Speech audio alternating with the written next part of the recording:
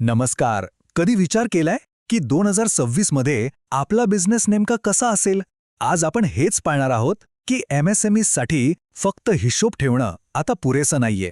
तर चला बघूया जोहो बुक्स तुमच्या आर्थिक कामांना सोपं करून तुम्हाला एक स्मार्ट व्यावसायिक कसं बनवू शकतं. चला तर मग या एका महत्त्वाच्या प्रश्नापासून सुरुवात करूया. आपला व्यवसाय फक्त हिशोब म्हणजे बुककीपिंग करतोय की त्यातून बिझनेस इंटेलिजन्स म्हणजे व्यावसायिक बुद्धिमत्ता तयार करतोय? हाच प्रश्न खरं तर या संपूर्ण चर्चेचा गाभा आहे. बरं, तर आपला पहिला भाग नवीन आर्थिक वास्तव. बघा, जग किती वेगाने बदलतंय आणि व्यवसायाच्या जुन्या पद्धती आता खरंच कालबाह्य होत चालल्या आहेत.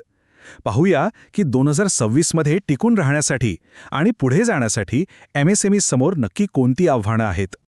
आजच्या काळात फक्त वही खाते सांभाळून चालणार नाही. यशस्वी व्हायचं असेल तर आपल्या बिझनेसची आर्थिक स्थिती आपल्याला रिअल टाईममध्ये म्हणजे कधीही कुठूनही लगेच कळली पाहिजे. आणि हो, सरकारी नियमांचं पालन तेही 100% अचूक आणि शक्यतो आपोआप व्हायला हवं. तरच आपण स्पर्धेत टिकू आणि बिझनेस वाढवू शकू. मग प्रश्न येतो की या सगळ्या आव्हानांवर उपाय काय? आणि इथे जोहो बुक्स मदतीला येतं. ही एक अशी ऑल इन वन सिस्टम आहे जी खास आपल्या व्यवसायाच्या सगळ्या आर्थिक गरजा पूर्ण करण्यासाठीच बनवली आहे. आता एकदम सोप्या भाषेत सांगायचं झालं तर जोहो बुक्स हे क्लाउड आधारित अकाउंटिंग सॉफ्टवेअर आहे. हे खास करून स्टार्टअप्स आणि MSMEसाठीच डिझाईन केलेलं आहे. जरा कल्पना करा, आपलं बिलिंग, खर्च, बँक व्यवहार आणि रिपोर्टिंग सगळं काही एकाच ठिकाणी. किती सोपं होईल ना? जरा या चित्राकडे बघा. जोहो बुक्स आपल्या व्यवसायाच्या आर्थिक पायाचा एक मजबूत मध्यवर्ती भाग बनतं.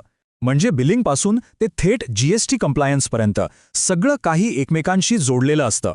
आणि यामुळे होतं काय, तर आपल्याला आपल्या व्यवसायावर पूर्णपणे नियंत्रण मिळतं. पुढचा मुद्दा खूप महत्त्वाचा आहे, यशस्वी सेटअप. कोणतंही नवीन टूल वापरण्यापूर्वी ते व्यवस्थित सेट करणं गरजेचं असतं, नाही का?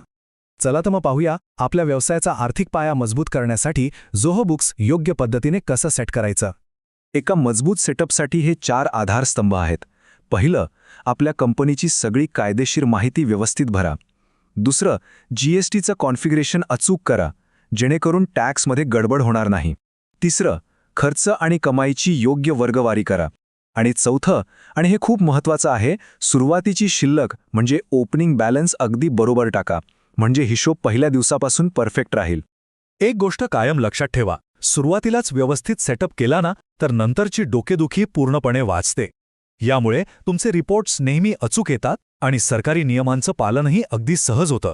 त्यामुळे सुरुवातीला थोडा वेळ गेला तरी चालेल, पण काम एकदम परफेक्ट करा. आता एक खूप महत्त्वाची गोष्ट, जरा लक्ष द्या. अनेक नवीन युजर्स काही सामान्य चुका करतात, ज्यामुळे त्यांना पुढे खूप त्रास होतो. चला बघूया कोणत्या चुका आपण टाळायला हव्यात, जेणेकरून आपला वेळ आणि पैसा दोन्ही वाचेल. या चुका नक्की टाळा. GST सेटअप चुकीचा झाला तर थेट टॅक्समध्ये गडबड होऊ शकते. बँकेचे व्यवहार जर तुम्ही जुळवले नाहीत म्हणजे रिकन्साईल केले नाहीत तर तुमचा खरा नफा तोटा कधीच कळणार नाही. आणि तुमच्या टीममधील लोकांना काय अधिकार द्यायचे हे ठरवलं नाही तर डेटाच्या सुरक्षिततेचा मोठा प्रश्न निर्माण होतो. या लहान वाटणाऱ्या चुकांचं नुकसान खूप मोठं असू शकतं. आता बोलूया ऑटोमेशनबद्दल. ही खरंच एक जादू आहे जी आपलं काम खूप सोपं करते. दिवसभर मॅन्युअल कामात अडकून न राहता स्मार्ट निर्णय कसे घ्यायचे ते आता आपण पाहूया. कारण ऑटोमेशनमुळे आपल्याला विचार करायला आणि बिझनेस वाढवायला मोकळा वेळ मिळतो. या स्लाइडवरचा फरक बघा, किती स्पष्ट आहे. जुन्या पद्धतीत जिथे कंटाळवाणी डेटा एंट्री होती, तिथे जोहो बुक्समुळे बँक व्यवहार आपोआप सिस्टममध्ये येतात. ग्राहकांकडून पेमेंटसाठी सतत फोन करण्याऐवजी आता सिस्टीमच त्यांना आपोआप रिमाइंडर पाठवते.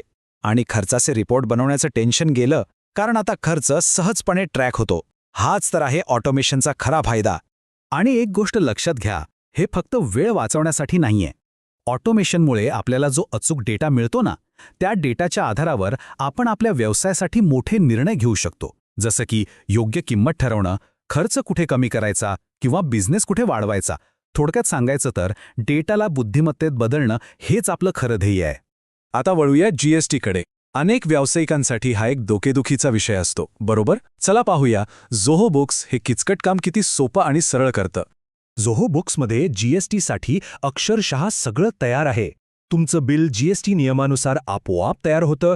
टॅक्सची गणना अगदी अचूक होते.